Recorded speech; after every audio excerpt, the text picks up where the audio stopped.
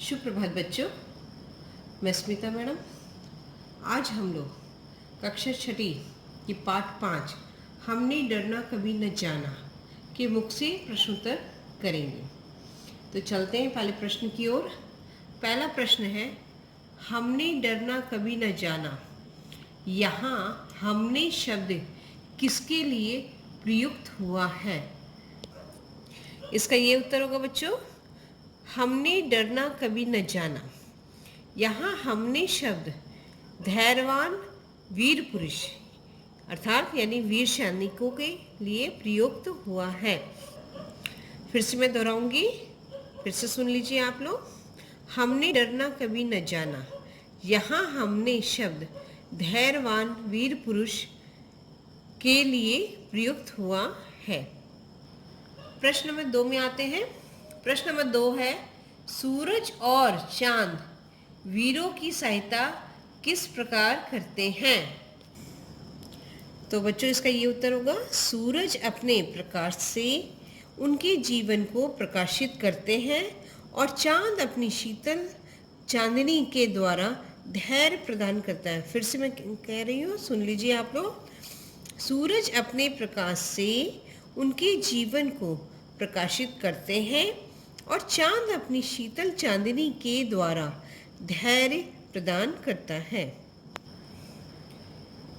तो बच्चों इसका तीसरा प्रश्न है, कविता को लय में पढ़िए और सबको सुनाइए। तो बच्चों ये तुम लोग अपने घर में ही कविता को याद कीजिए और अपने माता पिता को सामने सुनाइए। तो बताते हैं अभ्यास कार्य की ओर। तो पहले अभ्यास कार्य की ओर आते हैं।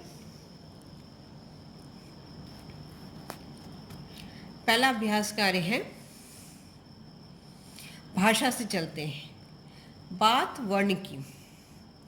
पाठ में आए संयुक्ताक्षर युक्त निम्नलिखित शब्दों को पढ़िए और दो दो नए शब्द बनाइए। तो यहाँ पर देख लीजिए, ध्यान ध्यय, अध्ययन अध्यापक, प्यारी पिय, प्यास प्यास ज। तो प्याज हो गया। तो अब हम लोग चलते हैं बात शब्द की। प्रश्न नंबर 1 है, देखिए, निम्नलिखित शब्दों के हिंदी पर्याय लिखिए। परवाह यानी चिंता, हरदम हमेशा, मंजिल लक्ष्य, मजबूर लाचार, ज्यादा अधिक, जान प्राण। तो बच्चों प्रश्न नंबर 2 की ओर आते हैं। प्रश्न नंबर 2 है, दो दो पर्यायवाची शब्द लिखिए। दिन दिवस दैनिक, राह रास्ता पथ, रात रात्रि निशा, चांदनी चंद्रिका कौमुदी या ज्योत्सना भी लिख सकते हैं, अभिमान गर्व घमंड।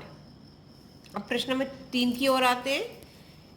प्रश्न नंबर 3 में है, कविता में शब्द का मुख्य अर्थ छूट जाता है और दूसरा अर्थ सामने आ जाता है। जैसे रोड़े शब्द का अर्थ है पत्थर, कठिनाइयाँ आदि। उदाहरण पढ़िए और शब्द जोड़िए। तो पहला उदाहरण दिया हुआ है, रोड़ा पत्थर, कठिनाइयाँ परेशानियाँ बाधाएं मुश्किलें। तो उसी तरह हम लोग को और लिखना है, यहाँ पर सूरज और रात और सूरज दिया हुआ है। तो पहले रात देख लेते हैं। रात्रि अंधेरा, निशा रैन रजनी। सूरज को देख लेते हैं, सूर्य रवि उजाला दिवाकर प्रभाकर। अब हम लोग प्रश्न नंबर 4 में आते हैं।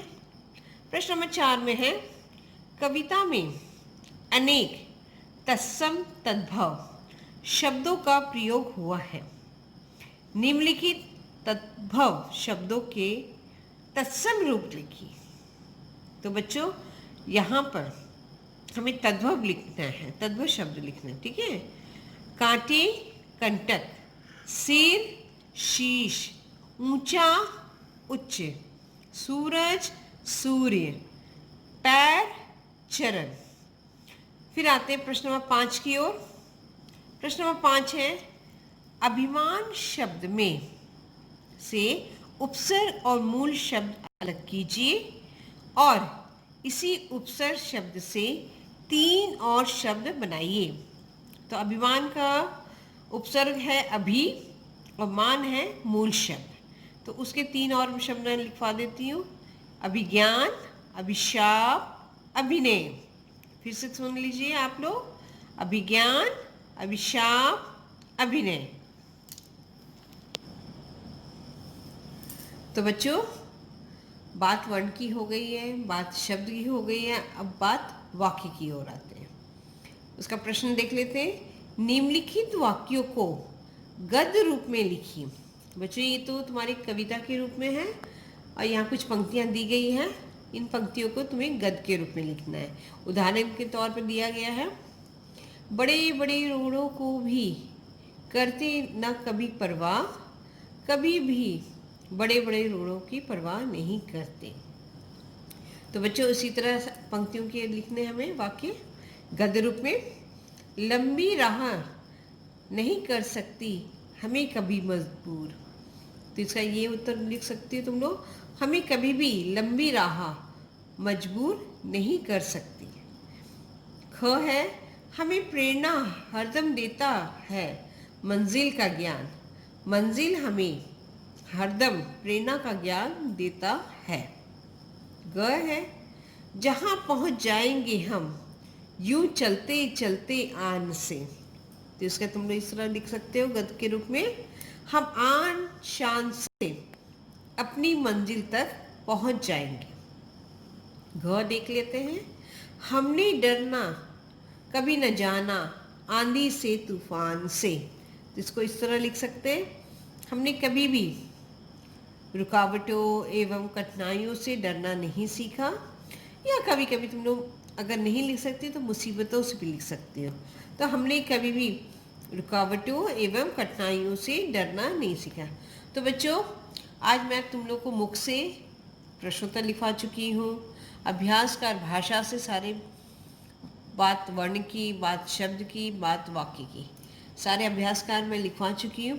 तुम लोग अपनी कॉपी में इसे लिख लोगे। अगली कक्षा में लेखनी से प्रश्नोत्तर मैं तुम लोग को लिखवाऊंगी। तो आज की कक्षा के लिए इतना, धन्यवाद।